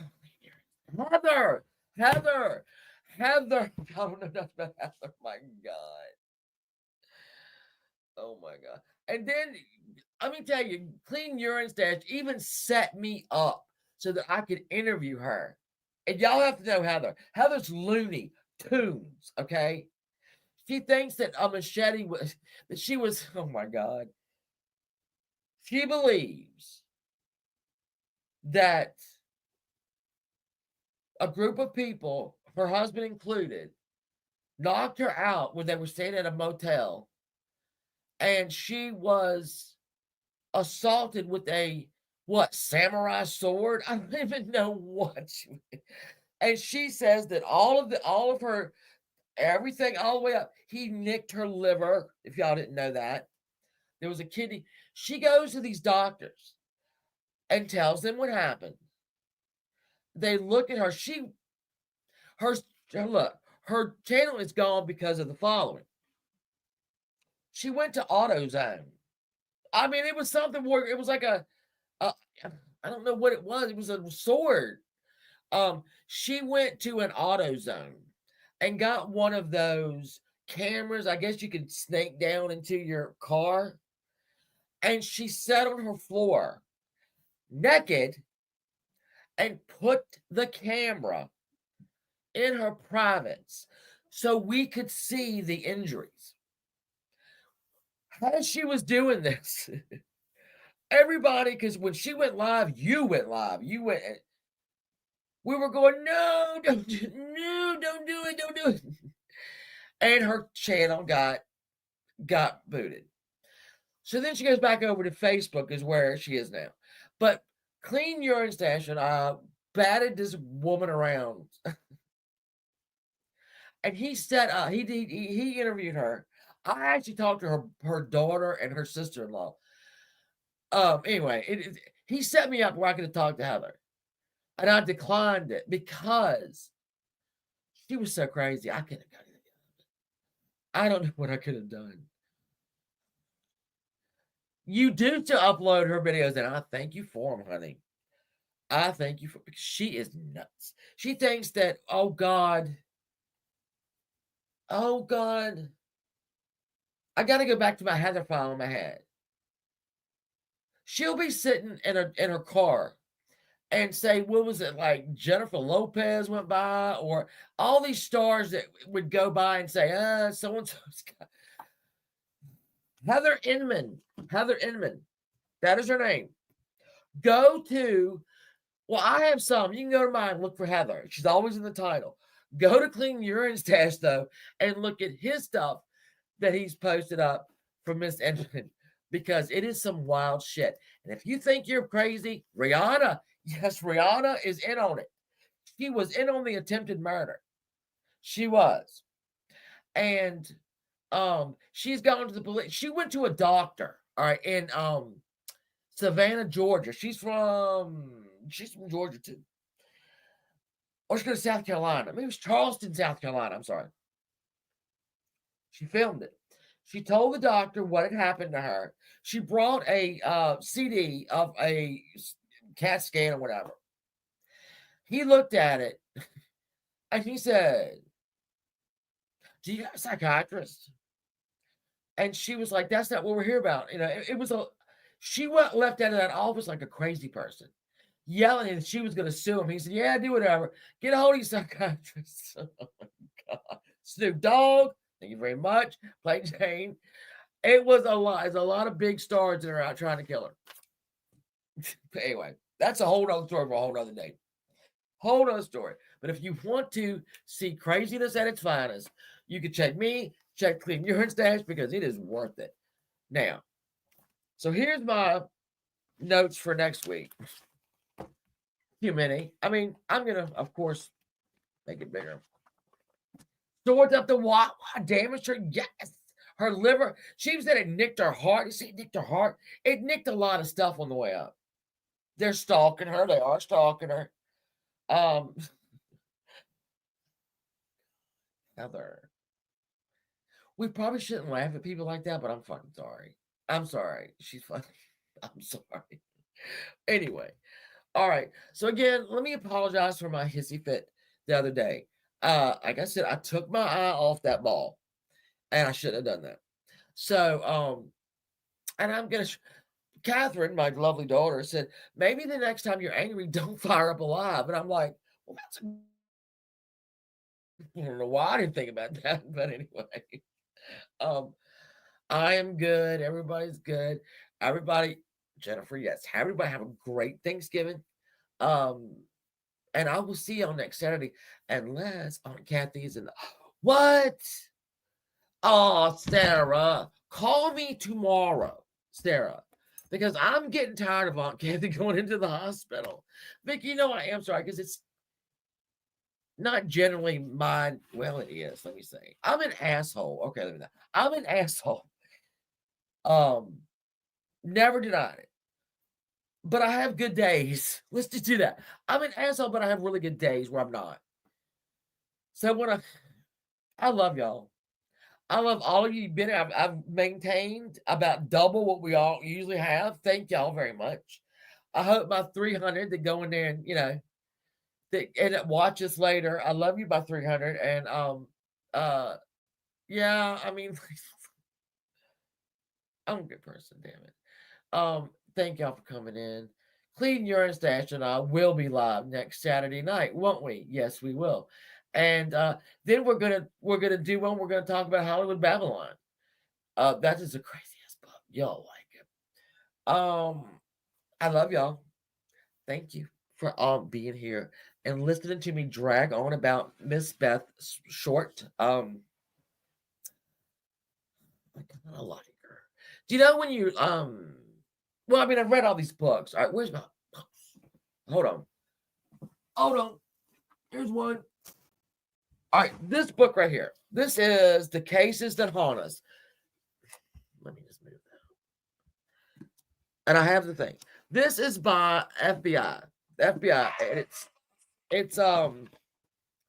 it's basically crimes. Jack the Ripper, Lizzie Borden, the Lindbergh kidnapping, the Zodiac, which I've covered 1, 2, and 3 of all that. Under the John A. Ramsey is in there, and American Dreams / American Nightmares has got a chapter on the Black Dahlia. I also read Rosé by Catherine moved my books. Hold on. Oh, here we go. Oh shit. This is a good book. All right. Is it backwards? It is backwards, isn't it? Anyway, this is a good book. This talks about one of the suspects. He's a really good suspect. And let me tell you, this one right here. And then I got more over there. Like I said, the more you a mystery, the more every book that you read, you're like, oh my God, they're the murderer. Oh my God, how did they not solve this? It's the murderer. And then you read another book and you're like, oh my God, it wasn't that other person. It was this person. It's a ride we take. But I like Beth. I wanted to take Beth Short and just shake her like she was one of mine and go, what are you fucking thinking? What is wrong with you?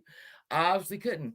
But there's I think James Elroy in Feast of Death. Please go watch that. Feast of Death. It's very interesting.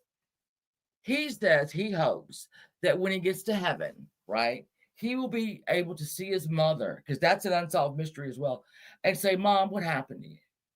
And that he would see Elizabeth Short and go, Betty, what the hell happened? Come tell me everything. That's a nice thing to hope. That you get up there and like all the questions you have is like, I hope that happens. Upset over, I can't even with that one. I don't understand why. Okay, there was no DNA at that scene. We'll go Delphi for a minute. No DNA at that scene. There were bullets that matched bullets that he had. All right. He didn't shoot anybody, though. He slit their throats. One girl was naked. The other girl didn't have the clothes she was wearing on. She had the girl that was naked clothes wearing. You know what I'm saying? How do you not get DNA somewhere? Because if we go back to the Idaho 4, y'all remember that one, right? That has The only DNA they found of that one was on the rivet of a holster that did a hilt of a knife. It was on, not on the knife, they didn't find that. It was on one place on the knife cover thing. That's all. That's all. Well, I mean, that's the only physical evidence they have. But anyway, off topic, but of course, one, I mean, favorite, love them both, right? I love all of those. Ryan Murphy's a genius, by the way. The night, thank you, the sheath. I was going to get it. Hey, Steve Yoga, baby. I love you, Steve. Yeah, so I think it should have been Plentiful too. But I mean, then the guy, literally confesses 61 times. At one point, you go, okay, dude, all right, you did it, fine. I didn't follow it like everybody else did, though. I have to say that. I didn't follow it like everybody else. But DNA, let me tell you something. I've done enough of these mysteries. I know all about DNA. I could be, I really couldn't, but, and then, so let's talk about this too. The month of December. Some people wanted me to do John Benet Ramsey. I cannot do that. I can't do it. I wish I could, but I cannot do it because I just can't do it. I will always, on the 23rd of December, I will always cover the Fort Worth trio. And that was 3 girls that went missing. They went to the mall to finish up their Christmas shopping. They were never seen again. The car was still there. Somebody sent a letter, a note. It's big. It's all. I do that every 23rd of December because that's the day that they went missing. Last year we did the Salter Children. If you don't know the Salter Children, it was a Italian immigrant family in West Virginia, and it was fairly successful. And I want to say they had 8 children, but I might be wrong. They had a fire in their house Christmas Eve, and they couldn't find any bones. Everybody got out but 4 children. And when they went through the ruins, they could find no bones of any of the children. So it is thought that somebody kidnapped them, but these children weren't babies. I don't know. I did that last year. It's pretty interesting. I don't know. I mean, but is planning on doing a series each day. Oh, well, you see how many books. Oh, do y'all want to see my library? My library over there? You want to see it? Hold on. I'll show it to you. All right. I've read all these too. Hold on. Let me get you over there. Can y'all see it? Yeah. So that's top, and they're doubled up. And these aren't all my books. Can I just tell you that? These aren't all of my books. There it is. There it is. That's my husband was so proud to give me my little library because I literally had them everywhere. Tara. That's my daughter's best friend, Tara. Tara's had a rough couple weeks or month. She had her tonsils out, nearly bled to death 5 times. Oh my God. She's good. I love my library. I love my library. And sometimes I'll be going through like the top of a closet, or I'll find a whole new box of books. I'm like, I'm gonna take it to my library. Yeah, but that's my pride and joy. I love that. So I'm gonna wash my face off. My voice held out, so I must be getting better. Thank God. And I will see y'all next Saturday, unless I go live or something. It's not I'm not throwing my fits. I have that same saying. Oh, wait a minute. Work hard, be nice. There we go. I should have done that. I was never enough. And let me tell you, when I have a book, I'm sure I'll let you go after this. When I have a book, right, and people, oh, you just get it sent to your tablet. No. I need the book because when I finish the book, this trophy of mine goes right over there. If I finish reading a book on a tablet, who's going to know I did it? No. I need a book. And if they ever stop making books, we're going to have a problem. And that's all I'm saying. You know, I love y'all. We'll see y'all next Saturday. Me and Clean Urine Stash will be hosting the conclusion of the Black Dahlia. Get to me though. I will put I'm gonna go and put something up on my community post about the graphic nature of these photographs, and I will supply. I don't know. I don't know what I'm gonna do yet. So anyway, I love y'all. Thank you for coming. Thank you for the new people that came. I appreciate you. Thank you for my 300. They're gonna show up later tonight. I love y'all. Thank you for being here. Thank you for everything. All right. And then me and Sarah are gonna have a absolute smash series where we are going to just react to every idiot we can find. Shouldn't be hard. I think we're going to find one. All right, good night, y'all. Be safe. Stay warm. It's cold here. I love y'all. Bye. Goodbye.